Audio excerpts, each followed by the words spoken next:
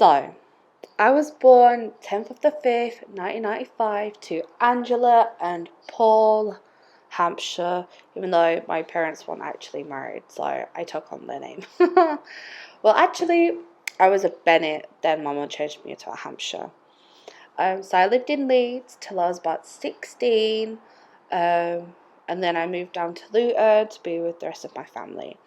That's my mum holding me when I was about I don't even know, about 9 months old, I guess. And that's us now. As you can tell, we actually haven't changed. I mean, I look a lot like my mum, which is a curse. But that's mainly Tony. She was 14 when I was born, and me and her, and I've always had this bond, and that's me. As you could tell, I've cut up a lot of these pictures, especially when I was younger.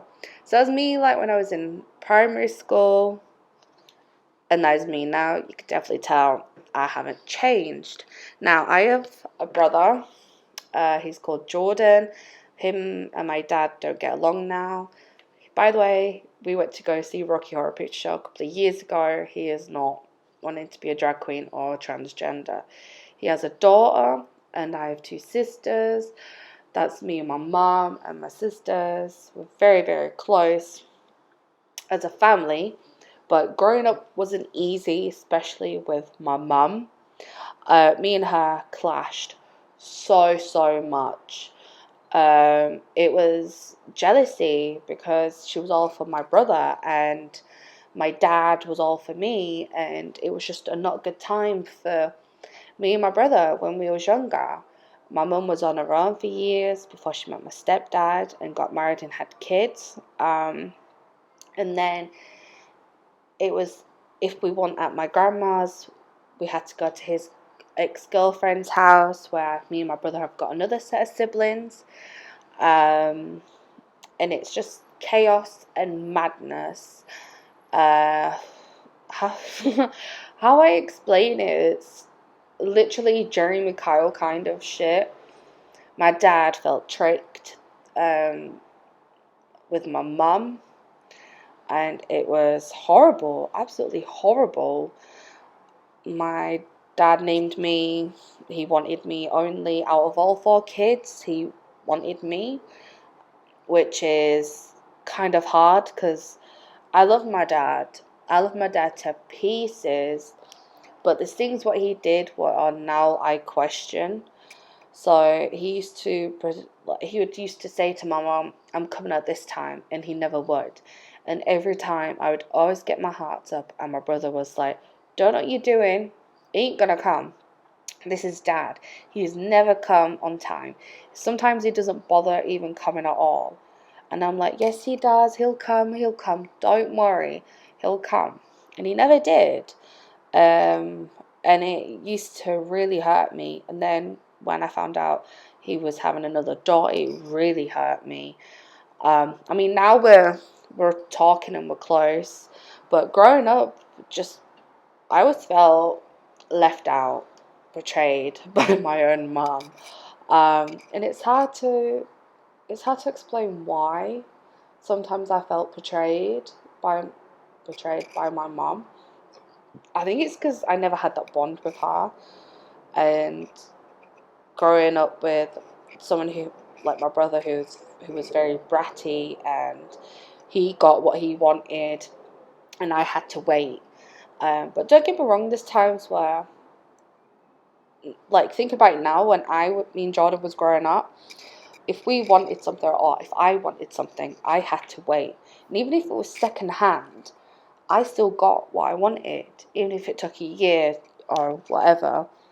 But with my sisters, they demand it now. They want it right here, right now, if they don't want to wait for it. I remember asking my mum for a Dreamcast. Oh, they were the days. And she said, "Sure, you can have it for Christmas." And I remember opening the box, and it was a Dreamcast, and it was Mark's Dreamcast. He was a next door neighbour. Well, he was a family friend of my mum's, and And he was like showing me how to play it, and he was like, you do know that's my Dreamcast? And I was like, I know, my mum said, but it's mine now, and I thank you very much. And I had Furbies back in the day. I wanted Furbies so bad when I was younger, and for my birthday I ended up getting 2 Furbies, and that was it. Like, my mind was blown. Like, my pants was like ready to like explode. My head, I didn't, well, I couldn't really see properly, but you know, everything else was exploding. And that, and yeah, I just couldn't always get what I wanted unless I was at my grandma's. See, out of the whole family, I'm actually the better looking one, as you can see in that picture. I am super sexy. But in that background, you can see it's my stepdad, my mum, my little sister, Lillian, and obviously sexy me. Not that sexy in real life, but for years I've always struggled with self-image. I always found myself too ugly for people. I'm not too thin or pretty. I mean, I have done things that I'm not proud of. I have stopped eating at one point when I was younger. Um, that was when I was younger, but it didn't last long, trust me. I was also vegetarian. That didn't last long either. I used to try to do everything in my power to lose weight. I even did kickboxing, but I felt too embarrassed because at the time I was about like, what, 9, 10 years old, so I was just fairly new to having my periods, which wasn't normal for a 9-year-old. Well, for me, still in primary school. When I went to kickboxing, me and my brother, I always used to get like paired up with this guy, and one time we had to basically tackle each other down, and it was getting very awkward for me because he was about like 10 and I was like 9, and like I sat on top of him, and this is when he must have like had his first ever boner, because I felt really uncomfortable, and I was like, this feels really weird and uncomfortable, and I was like, yes, I need to get off. I need to change everything because I'm on my period and that. And my kickboxing outfits were like white, so when I was having like a bad heavy day, you could tell, and that. But my life was just a bunch of ups and downs, really. But I do humor. I make jokes with my friends and family all the time. I like jokes to the point where they are crying. Not because the jokes are bad, but because I'm funny, and I use all that pain and my insecurities to be me, to tell a few jokes. When I was on the school bus with a couple of the school moms, well, not the school bus, but the bus, we was on about what we used to do as a kid, and I remember saying, when I was younger, I saw my dad's nutsack coming out of his boxers, and I went up and I punched him right in the nutsack. And it hurt him.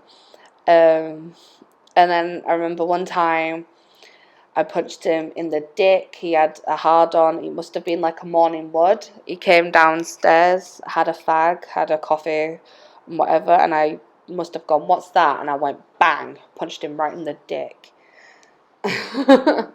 There's times where me and my brother are fighted over stupid things, like leaves. This time, me and my brother was walking, like, through, going to the park, but we had to go through, like, the forest bit, and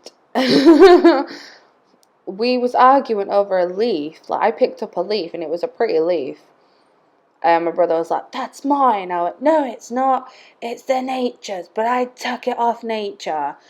And he was like, that's it, it's mine. You don't belong here. You don't belong anything. You don't belong to have anything. You're dumb, you're this, you're that. And I was like, yeah, and what? We'll let the leaf decide what we wanted. Things like that. Like, we used to have petty fights. And even me and Lillian, who's in that picture, we have petty fights. over anything and everything. Growing up with siblings is not the easiest thing. There's no rule book in being a sibling. I mean, I'm the oldest one out of all my siblings. I've got what now? 4 sisters and 2 brothers. And that it's not this simple. Like, I wish I had an older sibling, so someone who could show me how to be a sibling, because I have no fucking clue. I still have no clue, and I'm gonna be 24 in like 3 days. In 3 days, I'm gonna be 24. So this is like crazy, crazy, mad, confusing. Um, but however, I love my sisters. I love them completely. Um, my mum's mum wasn't exactly always there. Like growing up, it was only the last few years. But my nan, I love my nan. I'll always be my grandma Jackie's little girl because I can. And that. But family's everything to me. So thanks for watching, I guess. If you do, like and subscribe, follow me on the social media. Goodbye.